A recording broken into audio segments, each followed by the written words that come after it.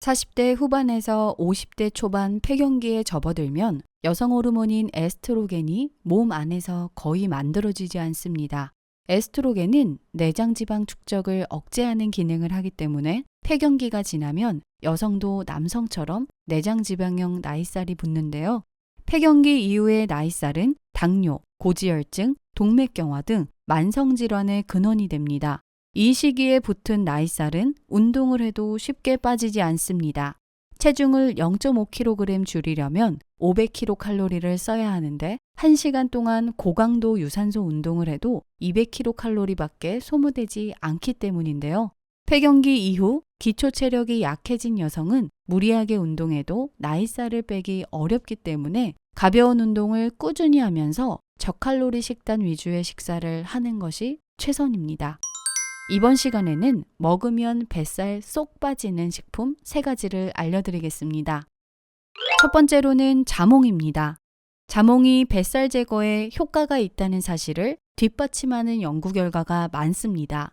2015년 식품영양연구에 발표된 연구에선 자몽을 많이 먹은 사람이 먹지 않은 사람보다 체중과 허리둘레가 더 적었으며 혈관 건강에 유익한 콜레스테롤로 알려진 HDL 콜레스테롤의 혈중 농도도 더 높았는데요.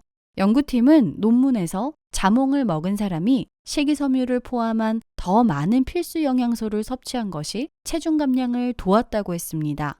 식사 전 자몽 반 개나 자몽 주스 한 잔을 섭취하면 금방 포만감이 생겨 식사할 때 열량을 적게 섭취하고 잠재적으로 체중을 줄일 수 있습니다.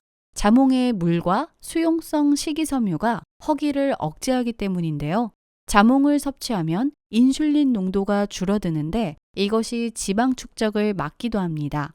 인슐린은 몸의 지방 저장량을 증가시키고 지방 산화를 억제해 비만을 촉진하기 때문이죠.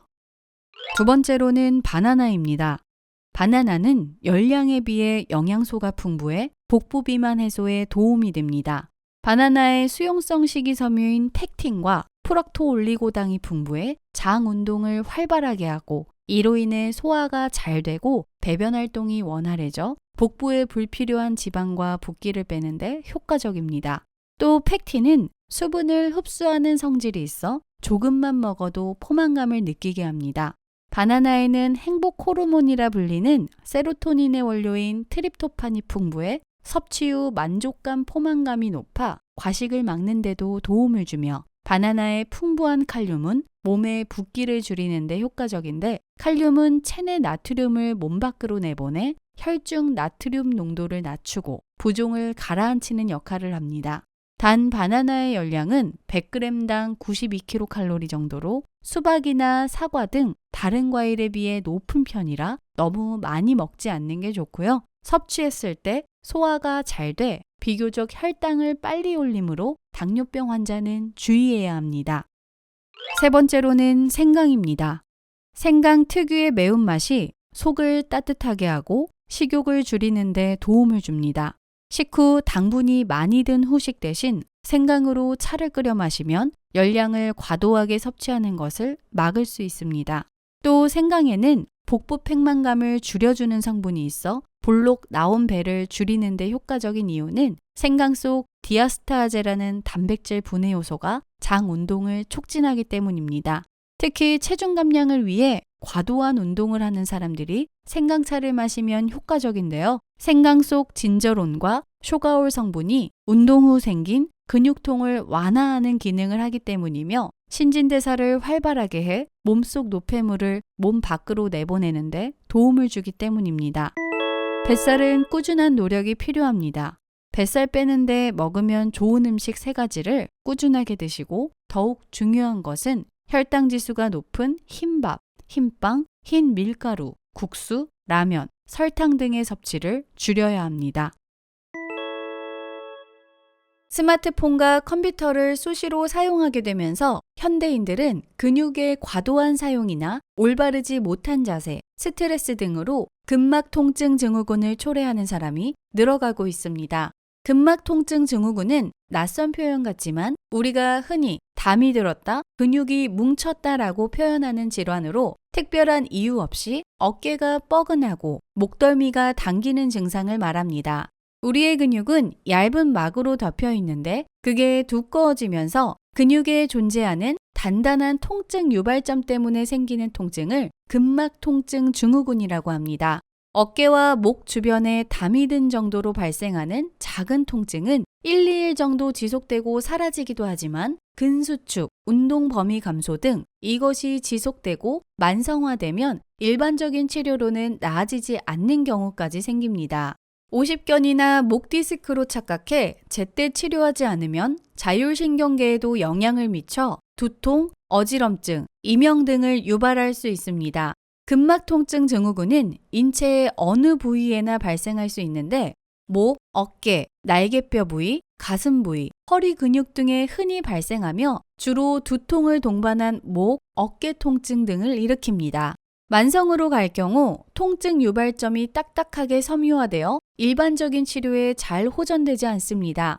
호전되더라도 통증이 자주 재발되므로 만성으로 발전되지 않으려면 초기 경증일 때 찜질이나 마사지, 스트레칭 등으로 예방할 수 있는데 다음 영상을 보시고 자주 따라하셔서 예방하시길 바랍니다.